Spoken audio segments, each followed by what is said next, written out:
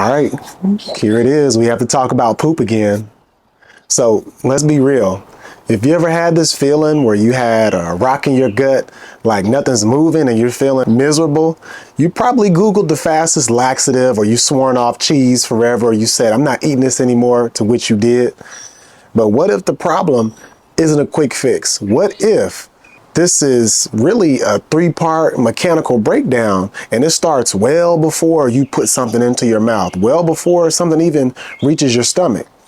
Today, we're breaking down 3 of the biggest reasons why people are chronically constipated and 3 simple natural fixes that'll get things moving again.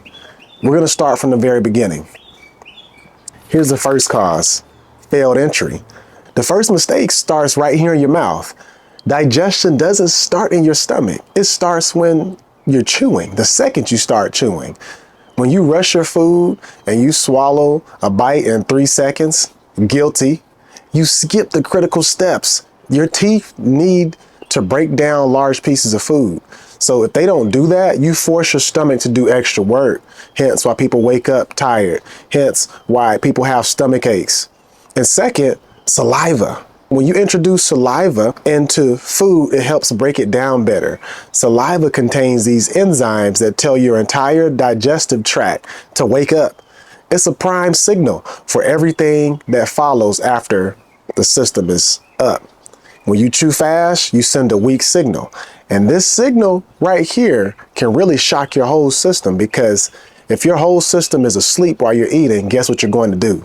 So the fix to this is something I came up with. It's a 30 chew rule. And this is something that I'm using for myself, because I'll be honest, sometimes I don't taste my food like I should. The 30 chew rule is something for you to put your fork down and chew every bite that you put into your mouth when you're eating 30 times or better. It forces you to slow down, flood your food with enzymes, your saliva, and switch your body from flight or fight into rest and digest. Here's the next cause: the dehydration brick. So you've chewed your food and now it enters your digestive tract. Now, the second most common roadblock is hydration. Think about your digestive system like a water slide. If there's not enough water, then things stop sliding down the slide and they start sticking. Hence, constipation. Specifically, we're talking about the material in your large intestine. Your large intestine has a job, and it's to pull the water out of the waste to prevent you from getting dehydrated. If you haven't given it enough water, then the colon becomes greedy. Then it sucks out too much water, and then it turns this foodstuffs, this fuel that you're supposed to be using, into something that's dry and hard, a brick, a bolus, right?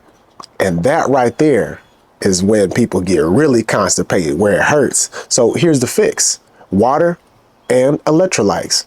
Don't just drink plain water, okay? Add a pinch of salt, or even using electrolytes to your water, and that's going to help you tremendously, especially first thing when you wake up. When you add minerals to the water, now your body can absorb what you have given it instead of it just flushing straight through. So make it available for your colon to keep things soft, I should say. Cause number 3, you might just be missing some fuel. Finally, there's a number 1 nutritional cause for constipation. I'm going to tell you: fiber. But listen real closely, because this is going to go back to my previous video that I did about probiotics. Here's a key difference for you to remember. Fiber is really a 2-for-1 solution. First off, fiber, we can't digest fiber. Your human self can't digest fiber. It passes right through your stomach. That's why you hear people talk about, oh, they need fiber, because fiber, it works when something gets pushed through your small intestine. It adds bulk to your stool. So this bulk is essential. It creates the pressure. It tells your colon it's time to move.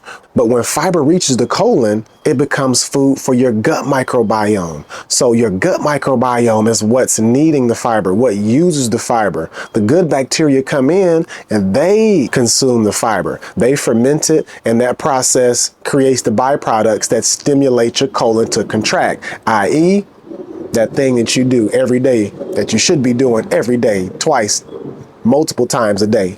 So the fix to this issue is doing a daily double down.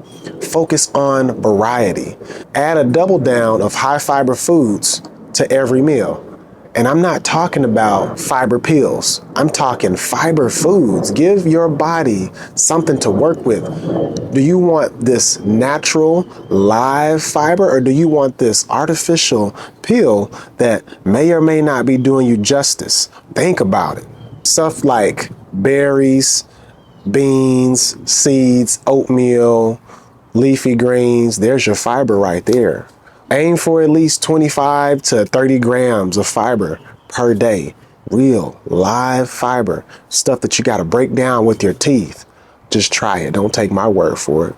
So in conclusion, you really need to stop looking for the magic pill. Oftentimes when you experience a symptom, it's your body screaming for help or giving you an indication, hey, something's wrong. Okay. So to get things moving, it's about optimizing the 3 simple things that I gave you today, which is chewing more, hydrating more, and making sure you get the right kind of fiber. So I'm curious, which of these 3 mistakes have you made often? Because I'll be honest, sometimes I don't taste my food like I told you. So which of these mistakes have you been making? And are you willing to change? Make sure to look out for the next breakdown that I'm going to do on how the fiber feeds your bacteria in your stomach. Check out my video on prebiotics next. If you found this video helpful, please save it for later. Share it with a friend, because nobody likes being constipated. For more health truth and all the tips and all the golden nuggets that I'm giving out, subscribe to the channel. Thank you for watching. Be well.